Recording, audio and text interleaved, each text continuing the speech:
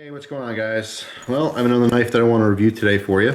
It's inside this little pouch awaiting to be shown. This is a full-blown custom folder. I posted a picture on Instagram when I got this.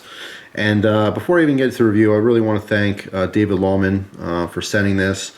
It's like I said, it's pretty rare for me to be able to actually use a custom knife. I have a lot of people send them all the time, and I get to fondle them and stuff. I don't always do reviews on them. To be quite honest, they're not mine to actually use. And, you know, I can hold a knife, I can flick it open and look at it, but I can't really give a good review unless I actually carry it and use it a little bit. And David asked me if I wanted to try this out and review it. I told him, you know, hey, I got to use a thing. He said, yeah, I'd love for you to use it. It's a great knife. So, you know, huge shout out to him. I just really appreciate it. He doesn't know I'm even saying this. He just sent it because he has a passion for knives and he knows that it'd be a cool knife that I like. David does have a channel that I'm subscribed to. He shows a lot of really cool high-end stuff. So if that's something you're into and you want to check out that part of the knife industry, click the link down below in the description box. I'll put his link as the first one. He just has pretty cool videos and he's a really nice guy. So anyway, thank you very much. I really appreciate that. So no further ado, let's unzip this and take a peek inside. Ooh, what do we have in there? Well, this is a George Muller Cheetah. Now, the Cheetah is one of his newer designs. I'm also going to post links to other places that shows his work, like Blade HQ and Arizona Customs, and just a couple places that actually sells his different custom knives, so you can get an overall feel for what he does. Like, this is someone new, and this is more of a simple, I guess is the best word I can use. It's a simple version of his work, because a lot of times he'll use more elaborate materials and, you know, like mammoth ivory scales and a lot of titanium, a lot of you know, Damascus blades, things of that nature. He likes a lot of the high-end natural materials as well. So this, like I said, even though this is amazing and beautiful to me, it really is just the beginning of what, you know, he's capable in the custom knife realm of things. So anyway, like I said, this is the Cheetah model. This particular knife, if people are interested in buying it, it's about a $500 knife. I'm going to put an email in the description as well to Tim. Now, Tim basically takes care of George's orders and stuff like that. If you're interested in this knife or something like it, like I said, check out the other links so you can see his other work. If you want something from George, you can contact Tim through email. George doesn't have a website yet. Hopefully, you know, he's working on one and stuff, but you know, if you're interested in it, you could of course contact him and he can make any kind of alterations you want to you know, make the perfect custom knife for you. Now, what I know about George so far is that he's a custom maker from South Africa. He's in his 70s. Basically grew up in a farm. He's got 35 years in the mining industry. You know, this is a guy who used a knife day in and day out. When he retired, his wife basically told him, hey, you got to do something to keep yourself busy. Otherwise, you're going to go crazy. So with his love of knives, he figured he'd start making them. And he kind of perfected that and became a new business. So I can't think of any other good reason to come out of retirement other than starting to work and making custom knives like this. So, I mean, big congratulations to George. I mean, his work is really top-notch. Very cool stuff. This particular knife has a Bowler M390 blade. It is hollow ground. Very interesting design here. It's kind of a combination between a spear point and a drop point blade. It's very thinly ground. Okay, the back edge is a false edge. It's not you know, ground to a usable edge, but it's a very thin grind. All right, great for piercing. Just really interesting. Lots of belly, especially up towards the tip here. Makes for a stronger point. Came razor sharp. If you guys are familiar with the Bowler M390, it's just a very good performing steel. Very good corrosion resistance as well. It is like kind of dual tone. Might be hard to see with the glare here, but the flats are almost to a mirror polish, and then there's a nice hand rubbed satin finish on this blade. As we come in closer, you can see his maker's mark there, George Muller.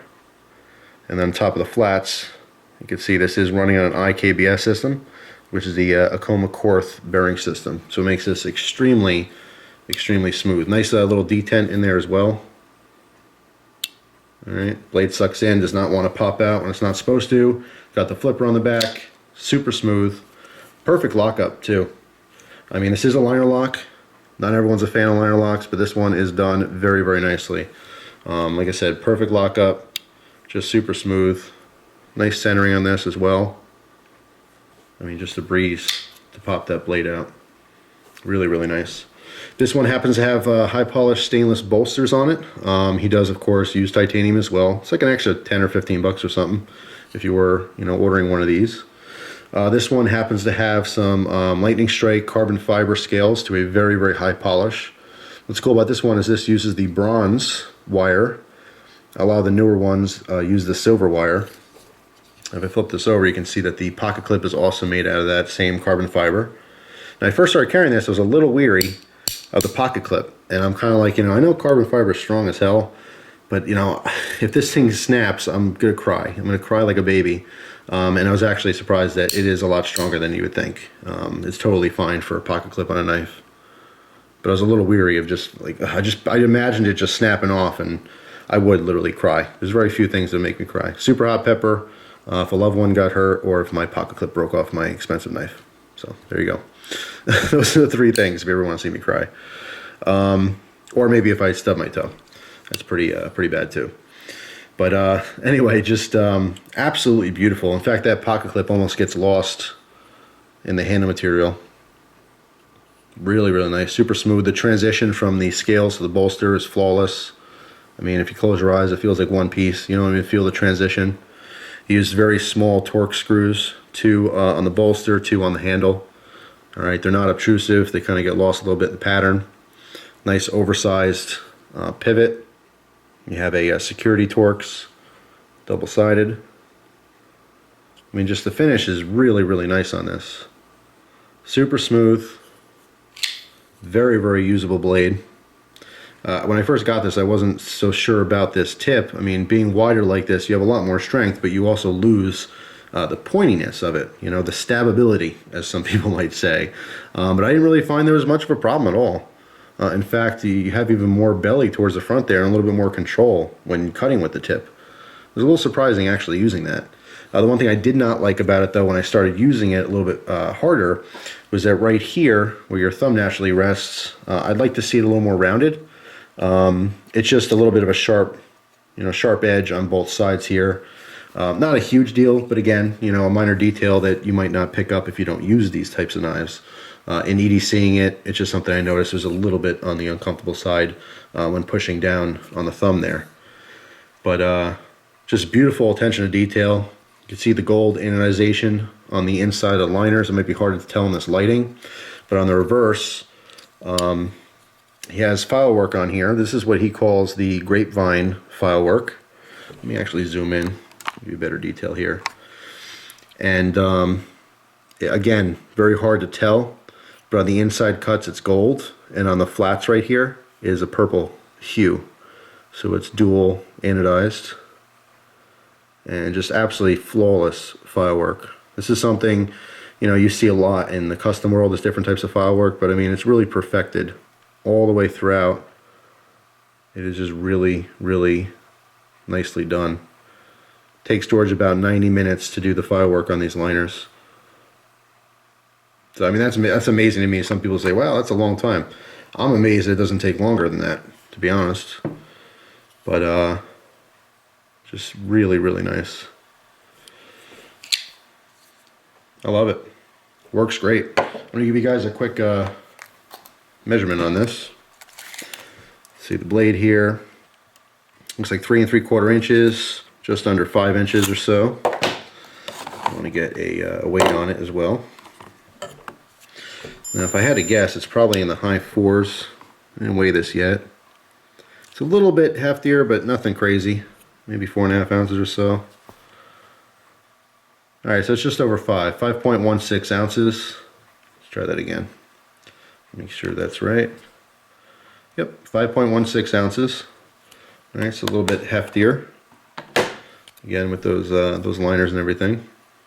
Just and the stainless bolsters, of course.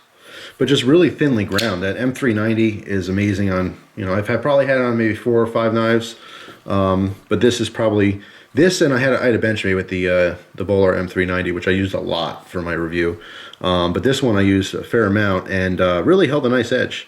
At this point, I could probably use a little bit of stropping, but it's still pretty damn sharp. Very impressive, and with this very, very thinly ground blade, it just glides very easily through things. Mostly use this to cut cardboard. Did do some plastic cutting. I had some water jugs that I was cutting down for recycling. And besides regular EDC work, sometimes I will, go out of my way to cut a little extra, because you don't always cut things every single day. So especially if I'm going to do a review on something, I want to be able to get a feel for how it's going to perform. So I'll, purposely cut cardboard that otherwise I wouldn't.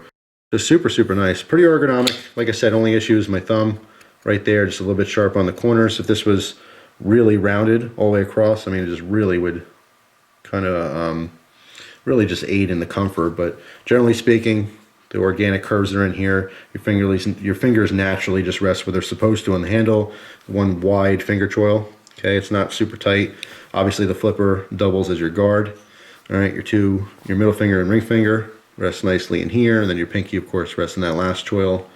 So it has a nice organic feel to it. I mean, it's just comfortable, and especially with the guard. So even in the reverse grip, of course, I didn't use this knife in the reverse grip. I didn't have to stab anything, but it is still comfy. So I mean, this is just another example of a really nice high-end knife that you could actually use. So yeah, guys, I mean, it is absolutely beautiful. And it really is a pleasure to use. It's not just for show. And that's what's so nice about some of these customs out there, is that the people who actually use them, they can really appreciate the workmanship that goes into something like this. Now, of course, a lot of people are going to say, wow, $500, that's way too much. Well, all things considered, this knife made by someone else in the custom world might carry a $700 or $800 price tag. Now, they're not for everyone. It's a special type of person that goes out and spends, hundreds and hundreds of dollars on custom knives. If you're used to production knives, yes, this is way out of budget. But if you really look at, the math of things, I mean, it takes them, George, roughly 10 to 12 hours, from my understanding, to make one of these folders.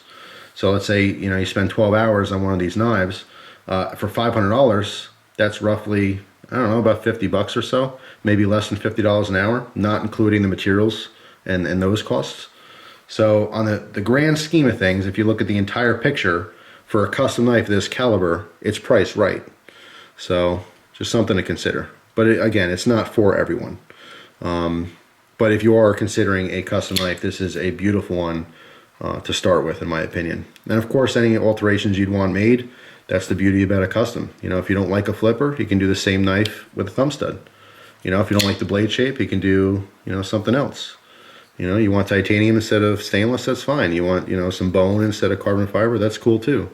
That's the best part of having a custom knife maker make something for you, is it can literally be whatever you want, So anyway, just wanted to share that with you.